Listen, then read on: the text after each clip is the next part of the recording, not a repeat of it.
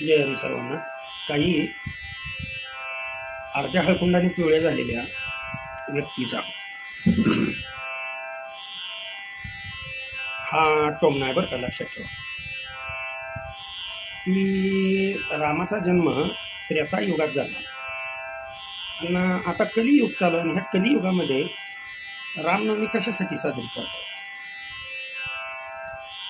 अर्धवट ज्ञान देण्यात आलं.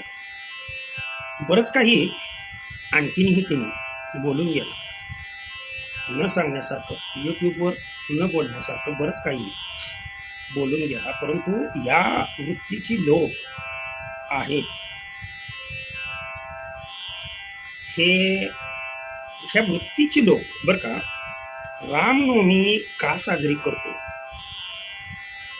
रामनवमी का साजरी करावी, या प्रश्नाचं उत्तर जर हवं असेल तर प्रथम या वृत्तीची लोक, रावण वृत्तीची लोक प्रथम कळणं आवश्यक आहे. कारण रावण वृत्तीची लोक कळल्याशिवाय राम वृत्तीची लोक कळणार नाही.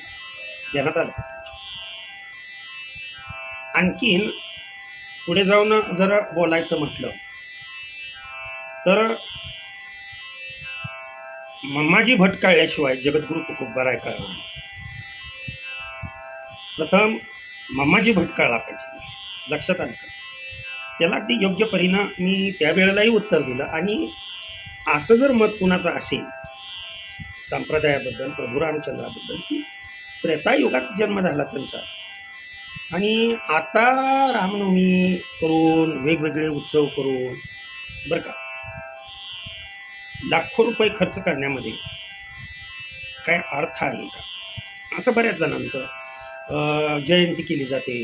आलं का लक्षात? जयंतीवरनं आठवलं. म्हणजे ही जी लोक, या लोकांची वृत्ती अशी आहे, लक्षात ठेवा, यांना बापाचा विसर पडलाय. या लोकांना, ज्या लोकांना आपल्या बापाचा विसर पडलाय ते लोक बरं का असे उद्गार बोलतात. म्हणजे आपण पैदास आपली आहे असं, अशा वृत्तीची लोक समाजामध्ये जास्त आहेत. तरी बरं का हे जग जे चाललेलं आहे किंवा आपल्या भारत देशामध्ये जी शांतता आहे किंवा जे चाललेलं आहे त्या या दोन मेक मारल्यामुळं, आलं का लक्षात? एका मेकीला म्हणतात ज्ञानबाची मेक आणि दुसऱ्या मेकीला म्हणतात भीमाची मेक. ध्यानात आलं का तुमच्या? ह्या अवतारी पुरुषांचा ज्यांना विसर पडलेला आहे, ध्यानात आलं का तुमच्या? ज्यांना हा विसर पडलेला आहे, वास्तविक पाहता आपला देश,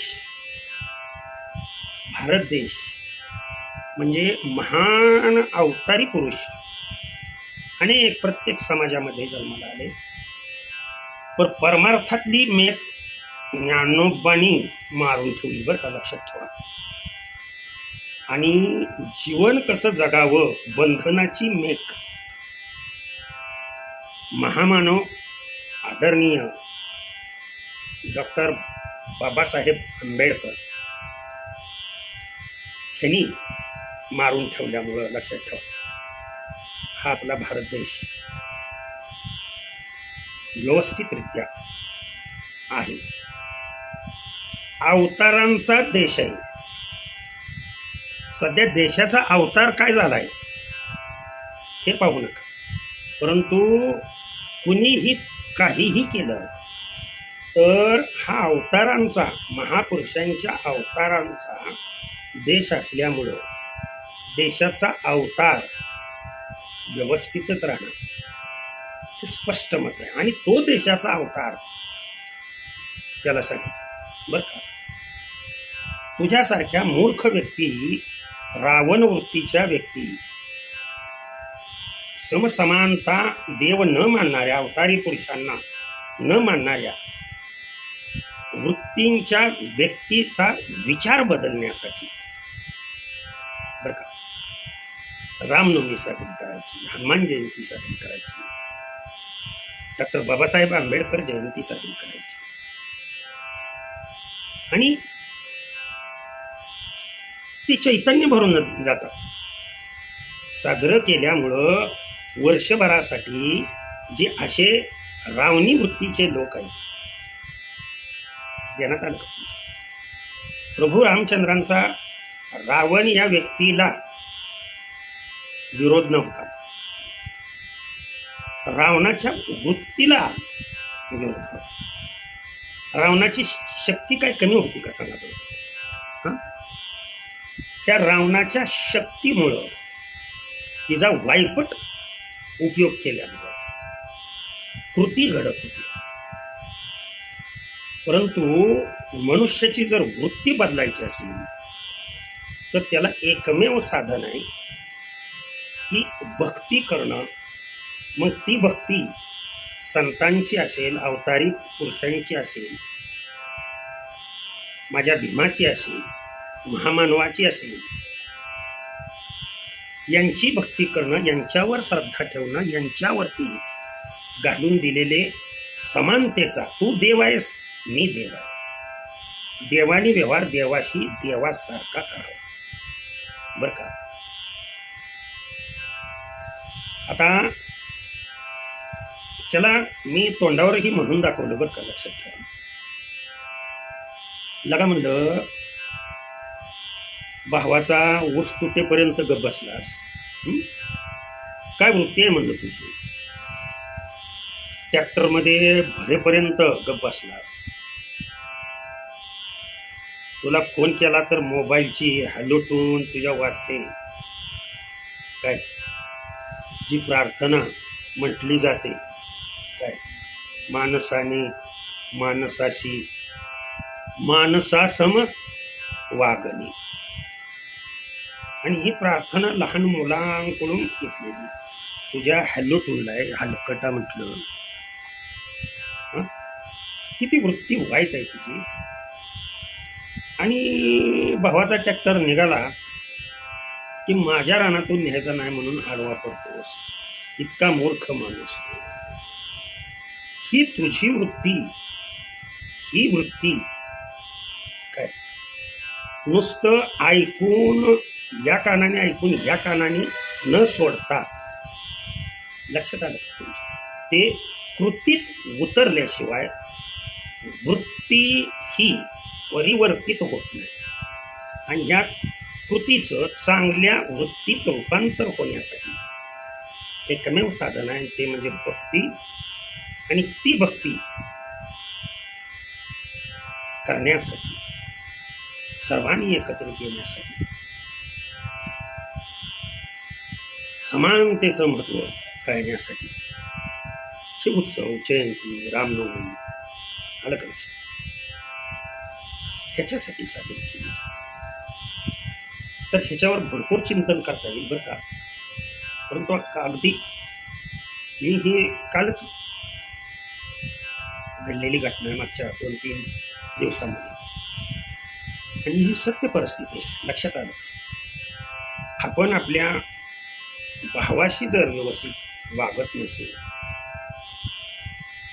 खूप याच्यावरती खूप बोललो मी याच्यावरती, त्याला शेवटी म्हणला सर तुमच्या नादाला लागून काही उपयोग नाही, आमच्या नादाला बी लागू नको म्हटलं आणि नाद बी करू नकोस म्हटलं. आम्ही वेडी माणसं आहे त्यांना तर. आणि जग कळण्यासाठी प्रथम या जगामध्ये वेळ लागावं लागतं, वेड व्हावं लागतं. त्यांना तर भगवंताच्या नामाचं वेळ लागावं लागतं. जसं जसं वेळ लागेल तस तशी त्याच्यामध्ये खाऊ वाटतं, खादलेसे खाऊ वाटतं. आलं का लक्षात.